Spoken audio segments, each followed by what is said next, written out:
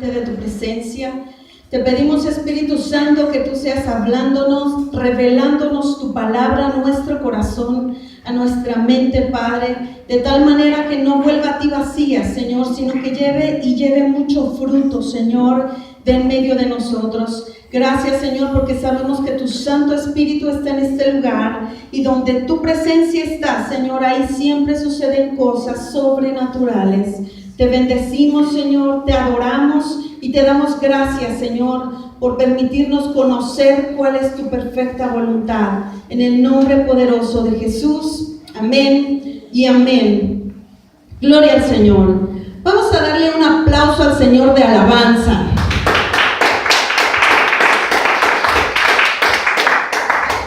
Para ser de alabanza estuvo un poco aguado, hermano, así que vamos a hacer un aplauso de avivamiento.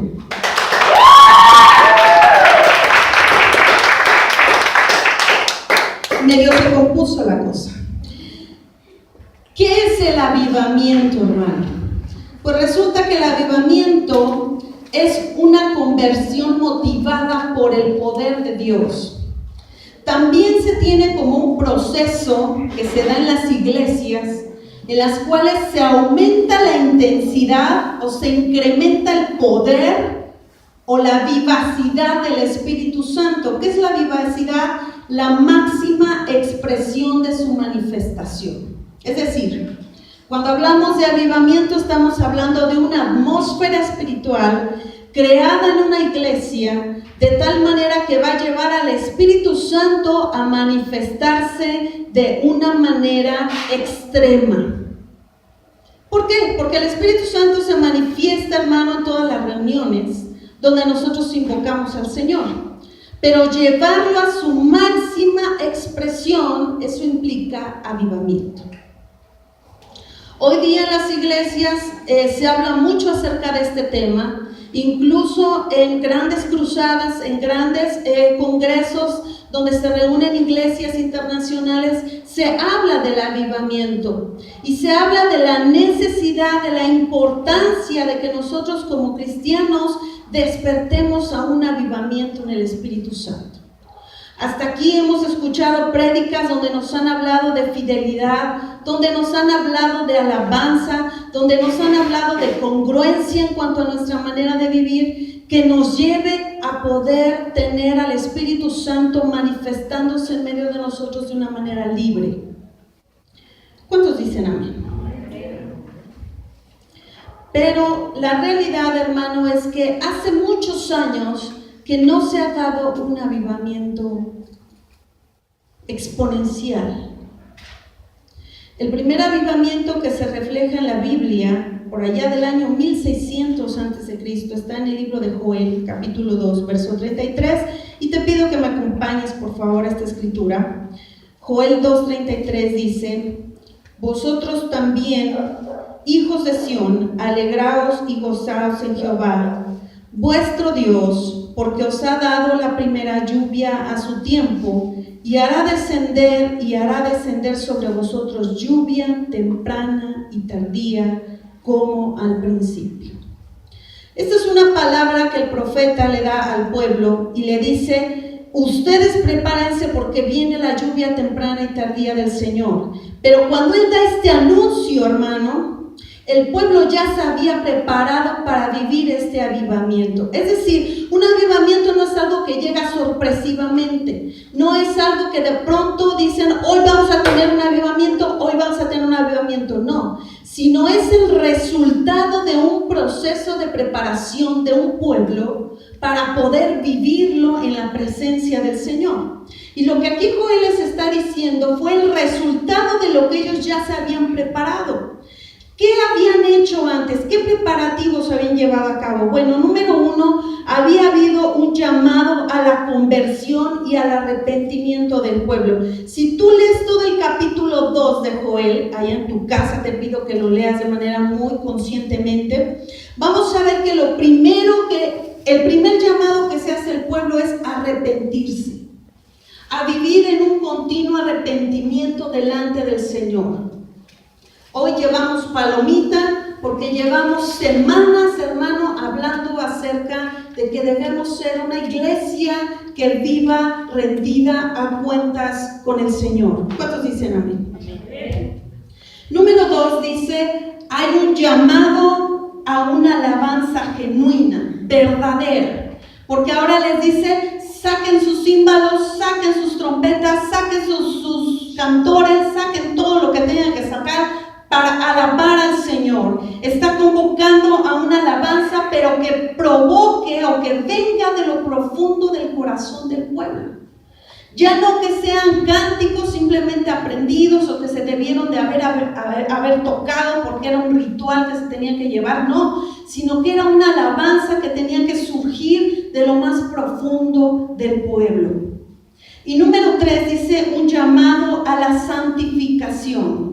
Pero no nada más a la santificación individual de las personas o de los sacerdotes, sino un llamado a la santificación de las reuniones donde se conjuntaban sacerdotes y pueblo.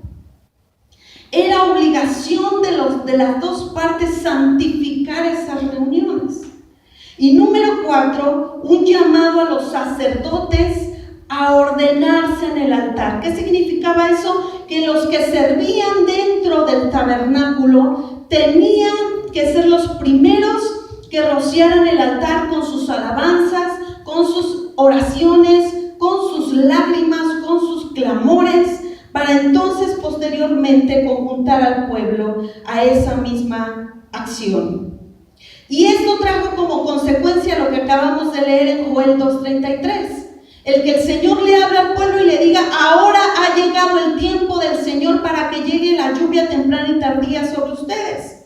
¿Y cuál fue el resultado de ese avivamiento? ¿Cómo se manifestó ese avivamiento? Ese avivamiento se manifestó en la restitución de todo lo que les había robado la oruga, el saltón, el revoltón. Es decir, el pueblo había pasado un tiempo, un amplio periodo de escasez, donde no tenían pero ni para comer. Y el resultado de obedecer a todos estos llamados y provocar el avivamiento fue el traer la restitución de lo que ellos necesitaban. El segundo avivamiento que nosotros encontramos registrado está por allá en el 1900 en el libro de los Hechos 2:41. Te pido que me acompañes. Hechos 2:41 dice, así que los que recibieron su palabra fueron bautizados y se añadieron aquel día como 3,000 personas. Y otra vez hay una preparación para poder provocar ese avivamiento. La primera situación es que el pueblo dice que estaba unánime y estaba junto, que no es lo mismo. Unánimes significa que estaban en un mismo pensamiento, en un mismo espíritu, en un mismo objetivo, y además de estar en un mismo pensamiento y en un mismo objetivo, estaban juntos. Es decir, le daban importancia al reunirse todos como pueblo. Tan es así que todos los días tenían reuniones de alabanza. ¿Te imaginas, hermanos, si en este momento la pastora nos dijera, hermanos, a partir de hoy, todos los días va a haber reuniones en este lugar? Yo sé que muchos se gozarían. Amén. Y después dice, compartían el pan, bendecían a otros, buscaban la manera en que no hubiese escasez entre ellos. El tercer preparativo dice, debido a la presencia, a la persecución que en ese momento vivía la iglesia, todos vivían preparados para morir. Como eran perseguidos, sabían que en cualquier momento al salir a las calles podían matarlos, podían desaparecerlos por ser cristianos. Así que esto los llevaba a estar continuamente a cuentas delante de Dios, de manera de estar listos para enfrentar el momento de la muerte. A veces, y yo escuchaba a un predicador que decía, estos momentos de persecución, los momentos difíciles de persecución en la iglesia, traen avivamiento, porque eso los obliga a que estén rendidos delante del Señor como una primera necesidad. porque no sabes si vas a venir a la siguiente reunión, no sabes si vas a entonar el siguiente canto. Así que el que entonas ahora, lo entonas con toda tu alma, con todo tu ser, porque sabes que puede ser el último momento. Y esto es algo que vivió la iglesia del libro de los Hechos. Y número 4 dice, tenían gracia alrededor de ellos, es decir, donde ellos plantaban sus reuniones, la gente alrededor los quería. Hablaban bien de ellos. Hoy día tenemos un serio conflicto respecto de la reputación de la iglesia. Porque a veces dicen, es que si ese anda de chismoso y es cristiano, ¿no? Ese anda metiendo cizaña y es cristiano. Ese no quiso ayudar a fulano y dice ser cristiano.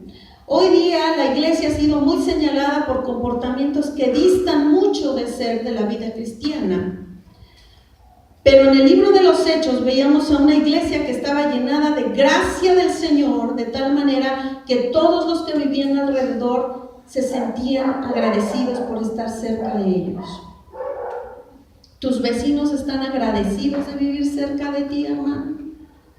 ¿O los vecinos son los primeros que dicen, sáquenla, porque la verdad es que es tremenda esa mujer, ese hermanito, y eso que dice que es cristiano?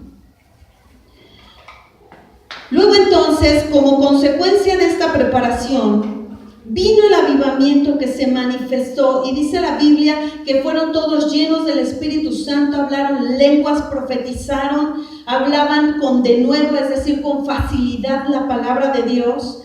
Y eso trajo como consecuencia el crecimiento de la iglesia. Porque dice que en ese momento, cuando fueron llenos, ¿cuántos se añadieron a la iglesia? Hermano, ¿estás aquí? ¿Cuántos se añadieron a la iglesia? Otra vez, ¿cuántos se añadieron a la iglesia cuando fueron llenos del Espíritu Santo?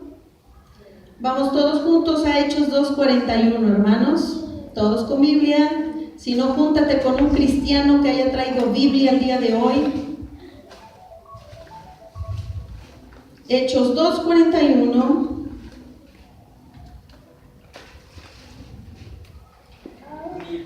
Amén. 3,000. ¿Cuántos se unieron entonces a la iglesia en ese momento? 3,000. Es decir, no necesitaron una campaña que llevaron a cabo y que visualizaron por todos los medios de comunicación y repartieron volantes y repartieron miles de cosas. No lo hicieron así. Y se unieron a la iglesia 3,000 tan solo por haber sido llenos del Espíritu Santo. Y esto me recuerda, hermano, lo que nosotros hemos vivido en el último avivamiento que se dio en la iglesia. Por allá, este ya es más cercano a nosotros, por allá en 1913, 1910, que es cuando se da el gran movimiento pentecostal en México. De ahí nace el día de Pentecostés. No sé si tú has oído esto, y de esto nace un movimiento llamado así, el movimiento Pentecostés. Y ese movimiento es tan caracterizado, hermano, porque en sus reuniones por primera vez se escuchaba hablar en lenguas, se escuchaba profetizar, se escuchaba que había sanidades. De ahí vienen muchos predicadores de ese tipo o de esa época o de esa era del avivamiento, como Billy Graham, como muchos que han hecho cosas sobrenaturales en sus ministerios, pero que había un mover tan grande del Espíritu Santo que tú llegabas a las reuniones, estaban los hermanos cantando, no tenían un gran grupo de alabanza enfrente. Muchas iglesias solamente tenían 1 o 2 músicos, a veces solo una guitarra, a veces solo un piano. Se estaban entonando canciones, pero la gente estaba tan metida en su alabanza, hermano, que generaban esto que decimos al principio, una atmósfera de avivamiento, que donde venía alguien inconverso, no necesitabas decirle, oye, mira, cántate el cantito, aquí está la letra, no, sino que en medio de ese mover, era impactado por ese poder, que no podía resistirse a entregar su vida a los pies de Cristo. La gente se convertía en medio de la alabanza. La gente se convertía por el solo hecho de sentir la atmósfera que generaba la iglesia. Y más cuando empezaban a profetizar y cuando empezaban a ver milagros. Y este fue un gran boom, hermano. Después, esto se fue creciendo de tal manera que hubo lugares por allá en el norte de México donde empezaron a experimentar por primera vez lo que era ser embriagados del Espíritu Santo. Literalmente gente que caminaba y hablaba como si estuviera embriagada, pero estaba embriagada en el mover del Espíritu Santo. Y eso, hermano, es algo que el Señor está pidiendo que nosotros recobremos. Porque después de ese avivamiento del libro de los Hechos, vino un gran periodo de oscuridad en la tierra, que históricamente, si tú lo lees en los libros de la historia, se le llama el oscurantismo, el tiempo del oscurantismo.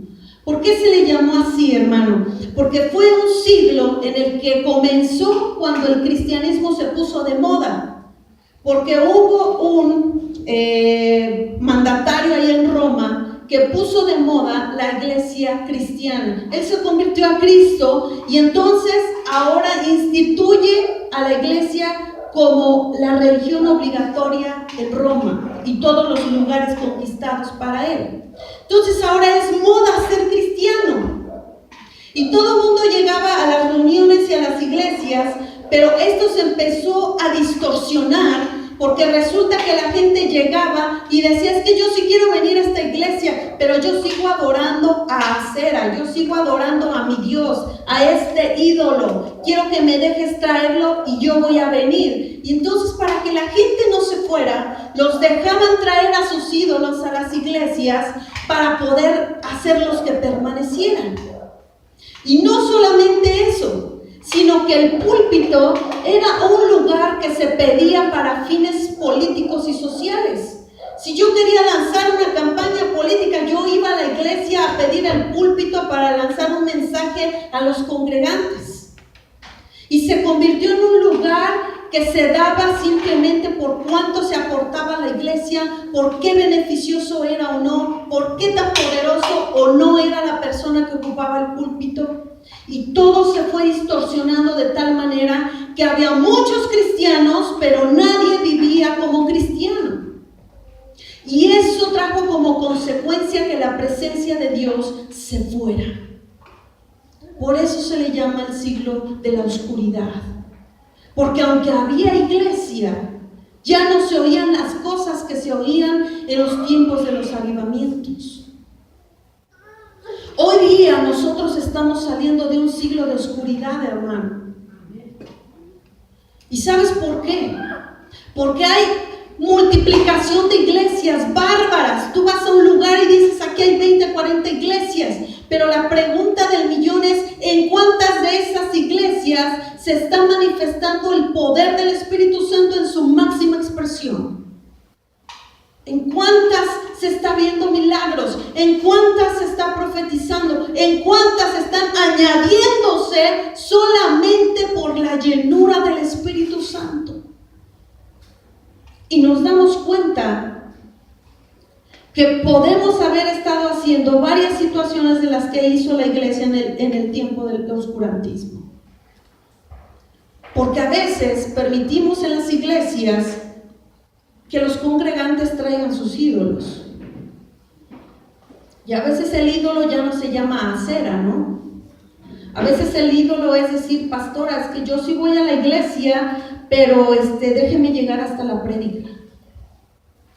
Pastora, yo sí voy a la iglesia, yo sirvo en la iglesia, pero fíjese que si no tengo trabajo, sí voy. Y traigo a mi ídolo el trabajo. Y traigo a mi ídolo el dinero.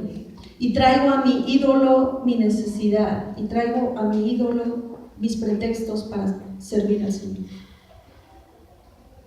Y se permite con tal de que no se vaya. Y eso saca la presencia del Espíritu Santo de las iglesias. Por esta razón, hermano, es necesario que nosotros nos preguntemos algunas cuestiones. La primera de ellas, ¿qué tipo de relación nosotros tenemos con Dios? Porque estos avivamientos se dieron provocados porque hubo una revolución en la relación que tenían con Dios de manera íntima. Cambiaron su comunión con Dios. Y tú sabes que la comunión con Dios es un matrimonio, porque tú y yo somos la novia ¿de quién? Cristo.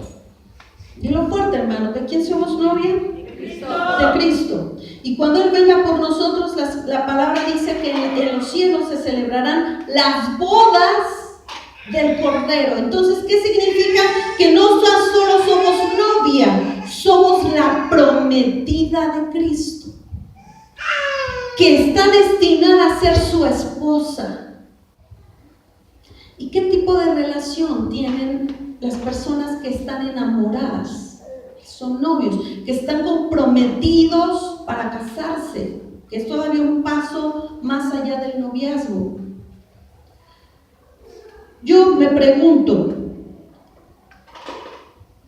a veces como esposos dicen, es que este matrimonio lleva 40 años juntos, y todos dicen, bravo.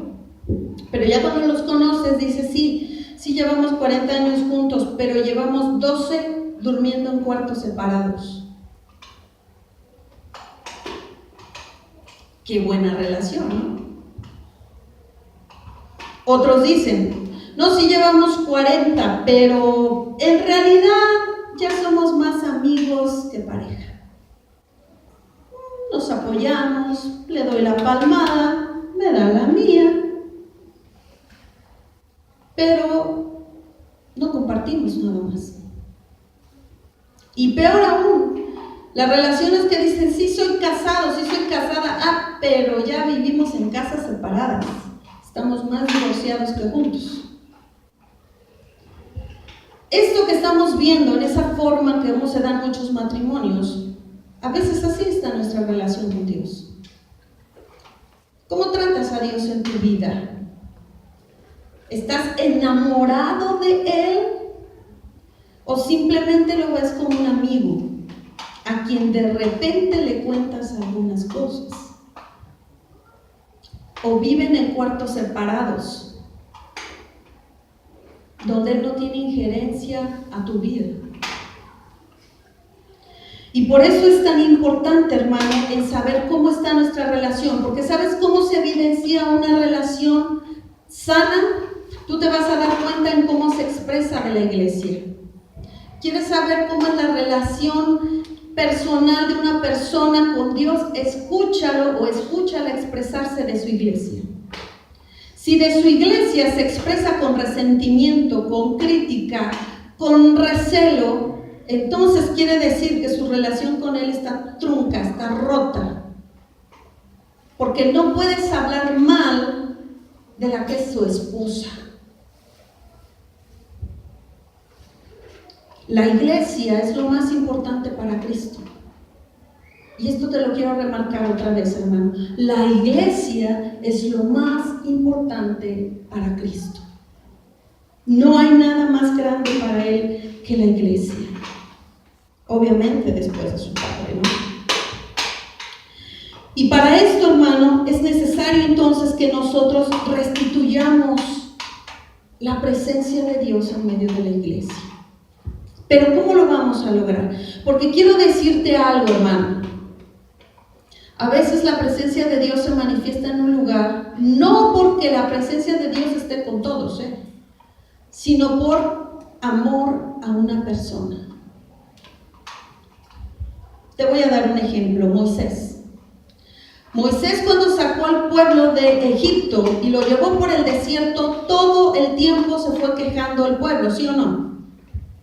Eran quejumbrosos. Pero el Señor le dijo a Moisés, pero yo estaré contigo hasta el final. No encuentras en Éxodo 30, lo lees por allá en tu casa completo, no te vas a encontrar una porción donde diga el Señor, yo estoy con este pueblo. Está diciendo, yo estoy contigo, le dijo a Moisés. Y esto se repite con Josué allá en los muros de Jericó, el sucesor de Moisés. Cuando él toma el lugar de Moisés, Dios le vuelve a decir: y estaré contigo. A veces cosas suceden en la iglesia porque Dios está con el pastor. A veces cosas suceden en la alabanza porque Dios está con el líder. Pero los demás no están aportando nada. Al contrario. Esto es grave, hermano. Es muy grave. Quiero llevarte, por favor, a el primer libro de Crónicas, por favor.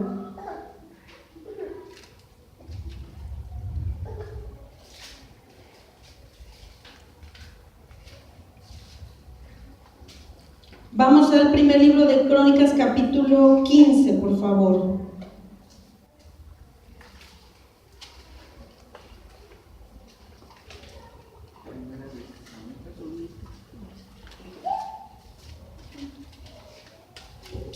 Verso 1. ¿Ya lo tienen? Alguien que le dé lectura fuerte, por favor.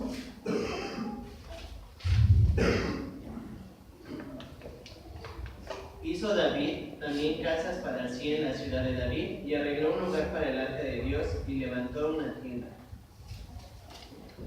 Cuando el Señor llama a David a que erija vamos a decirlo, el tabernáculo de David, cambia la alabanza. Es el formato de la alabanza del cual extraemos incluso el cómo alabamos hoy a Dios.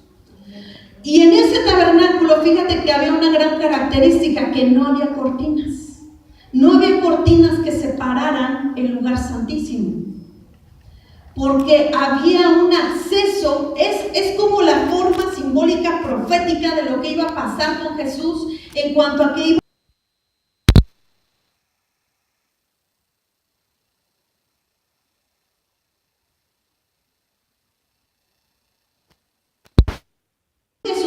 con David. Es que dice que sí levantó casas, pero dice, escogió un lugar para levantar ahí el tabernáculo.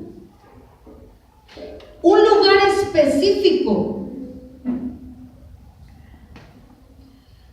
Y la pregunta es, ¿tú tienes un lugar específico en tu casa para alabar al Señor? Porque si tú compras una televisión, lo primero que piensas es, ¿dónde irá el televisor? ¿Lo pones en el baño? No, a muchos les gustaría tener una tele en el baño, pero no lo pones en el baño. Si compras una sala, ¿dónde la pones? Dices, no, es que esta es la sala, ¿no? Este es el comedor, este es mi dormitorio, aquí va una cama. ¿Tienes un lugar específico para invocar la presencia del Señor en tu casa? Porque David lo primero que hizo fue escoger un lugar para que la presencia de Dios se invocara. Este lugar es un lugar escogido específicamente para invocar el nombre del Señor. Pero aquí suceden varias situaciones, hermano. Lo primero es que dice la Escritura en el Salmo 51, 16, 17: no quieres sacrificio, que yo lo daría; no quieres holocausto. Los sacrificios de Dios son el espíritu quebrantado, el corazón contrito y humillado no despreciarás tú. ¿Qué estaba diciendo David? David estaba diciendo, el Señor no quiere sacrificios, no quiere holocaustos, no quiere cosas hechas nada más porque te dicen que se deben hacer. Me impacta mucho lo que nos compartía March en su prédica, y cuando hablaba acerca de la fidelidad, y que decía, no solamente estamos hablando de seguir las reglas, sino estamos hablando de ponerle el corazón cuando tú las obedeces. Dios no quiere que vengamos a la iglesia porque hay que venir. Dios no quiere que cantes cantos porque es el momento de la alabanza. Dios no quiere que sirvas porque, hijo, es que ya llevo mucho en la iglesia y tengo que servir. Porque si en ello no hay corazón, si en ello no hay pasión, hermano, es un simple holocausto, es un simple sacrificio y a Dios no le agrada, no lo llena. Cuando tú vienes a la reunión y le estás cantando al Señor, pero tu mente está en otro lado, le estás dando un sacrificio, le estás dando un holocausto vacío que a Él no le sirve. Por eso el Señor dice, ¿quieren darme alabanza? Denme una alabanza que duela. Tú le dices al que tienes al lado, dale una alabanza que te duela al Señor. Otra vez, pero así díselo con desafío. Dale una alabanza que le duela al Señor. Que te duela a ti más bien, perdón. ¿Por qué es una alabanza que duele? Porque es una alabanza que es producto del pacto de servicio que tienes con Él.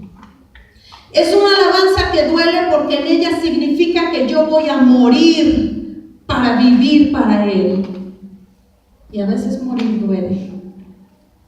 Por eso dice, ¿qué es lo que Él no desprecia? ¿Qué tipo de alabanza Él no desprecia? Dice el primero, un espíritu quebrantado. ¿Qué es un espíritu quebrantado? Un espíritu quebrantado es una persona, un cristiano, ansioso de su perdón cuando ha pecado, ansioso de su presencia todos los días, que tiene una ansiedad por Él, que todo el tiempo tiene hambre de Él. Ese es un espíritu quebrantado. Y esto nos habla específicamente de que nosotros necesitamos entonces tener una comunión genuina con Dios. ¿Sabías que lo que tú vienes a expresar a la reunión es la consecuencia y el producto de tu intimidad con Dios en tu casa? Si aquí tú no te puedes conectar a la alabanza y a la adoración, eso quiere decir que en tu casa tú no alabas al Señor. Escuchas miles de cosas menos alabanza para Él. Tienes tiempo para todo menos para alabarle. Si cuando estás sentado te duermes en la prédica, hermano, eso quiere decir que la Biblia no la tocas, pero ni por equivocación en la semana. ¿No te interesa? Es aburrido leer la Biblia.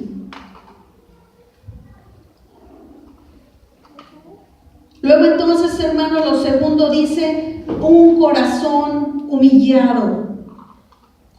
¿Qué es un corazón humillado? Un corazón humillado es aquel que está limpio de ofensas.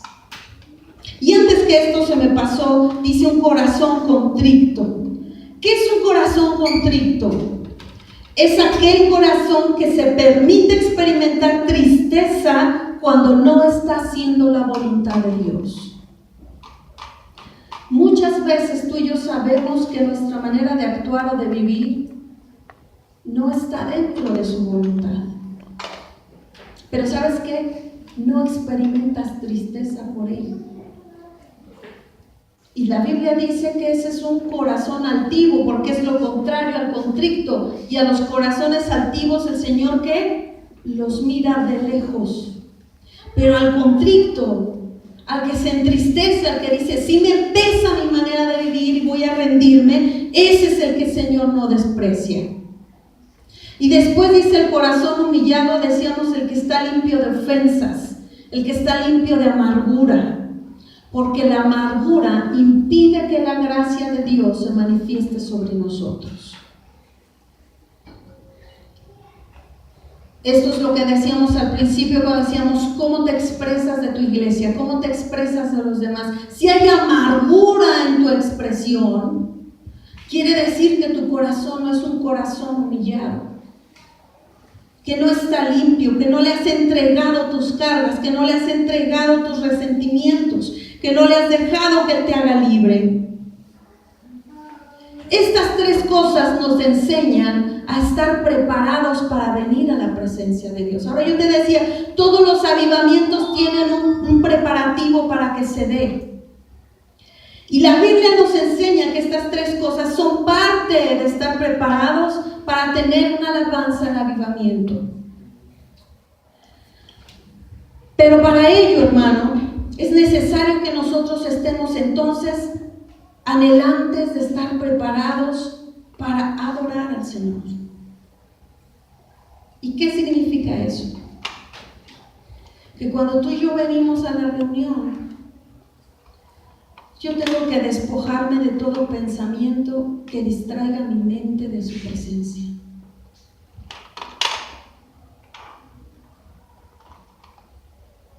Número 2, vas a saber que el ministerio, que el ministro no es más grande que su iglesia. Nunca va a ser más importante que su iglesia. ¿Qué estoy queriendo decir con eso? Que a Dios no le importa lo que tú haces, le importa qué estás dándole a la iglesia para edificarla con lo que tú haces. Tú y yo somos como ollas de comida, hermano, y venimos aquí a un banquete. ¿A qué olemos?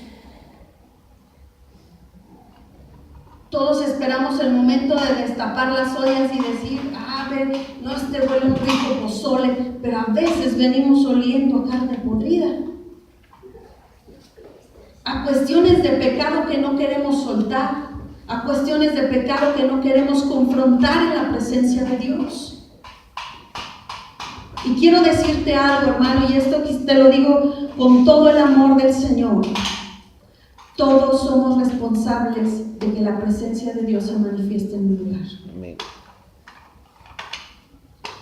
Porque si tú y yo no venimos en la misma sintonía con el Señor, una sola persona que esté en otra sintonía puede echar a perder lo que el Espíritu Santo quería hacer.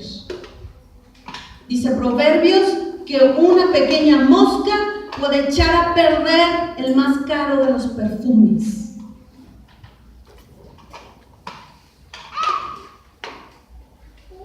Vamos, hermano, a Primera de Crónicas 15, ahora al verso 15, por favor, y alguien que le dé lectura así de una manera bien fuerte.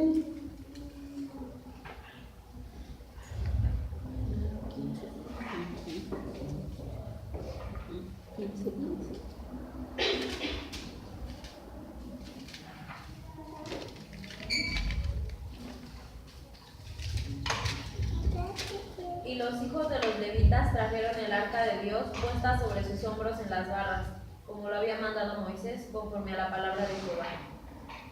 Amén.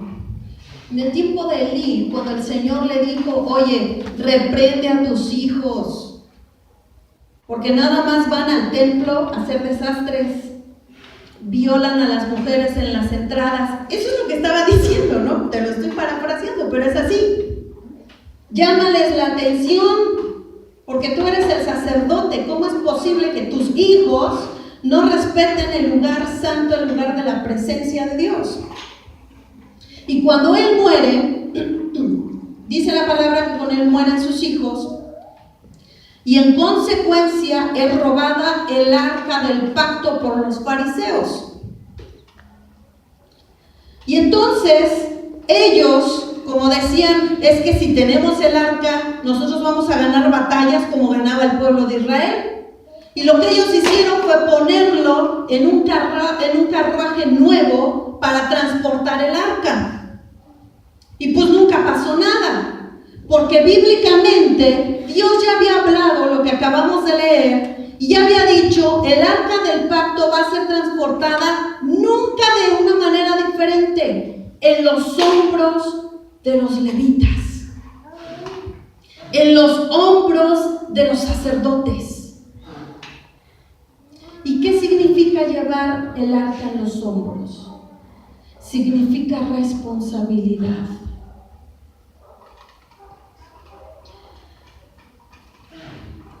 antes de pasar al último punto, quisiera que leamos, por favor, ahora el verso 16, por favor. Ahí adelante nada más. ¿Alguien que le dé lectura, por favor?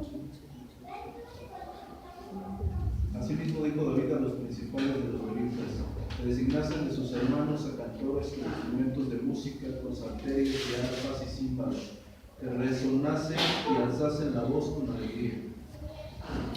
Fíjate, hasta aquí pudiéramos decir, ¿quiénes pueden llevar el arca del pacto? Los levitas. ¿Todos los levitas?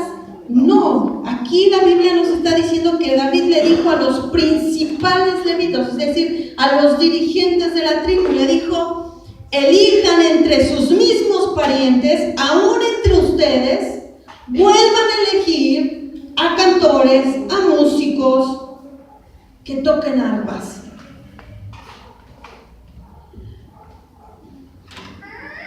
Te quiero decir algo, hermano. A veces venimos a la iglesia y decimos, es que ahora no sentí la presencia de Dios. Deberían de hablar con los hermanos cantores porque no están trayendo la presencia de Dios. Hay quienes han, y en muchos lugares, han menospreciado el ministerio de alabanza, porque piensan que es el ministerio que entretiene a la iglesia en lo que llega la prédica. Y te voy a decir que tan es así que muchos de los congregantes dicen, híjole, tengo el tiempo de la alabanza para llegar a la iglesia. Con que llegue a la adoración,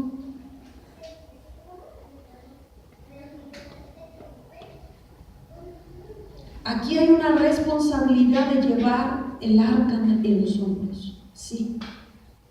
Y a mí me impacta mucho lo que una vez la pastora nos decía, cuando nos invitaron a un evento. Ella nunca había venido a un ensayo de nosotros, y en esa ocasión ella vino, estuvo acá con nosotros, y a mí me impactó mucho sus palabras. Cuando dijo, yo me acerqué al lugar donde ustedes estaban ensayando en el altar, y lo que se sentía no tiene nada que ver con lo que se sentía del otro lado. Pareciera que hubiese una barrera que no dejaba fluir lo que aquí estaba pasando. Eso impactó mi corazón y me dio vueltas mucho tiempo hasta que el Señor trajo esta palabra y me dijo, porque el arca tiene que ser cargado por todos los sacerdotes. Yo no puedo darme el lujo de venir e irrespetar la presencia de Dios, hermano. Cuando la congregación se reúne y está invocando al Señor, está invocando su presencia. Pero es una falta de respeto que yo llegue a romper esa atmósfera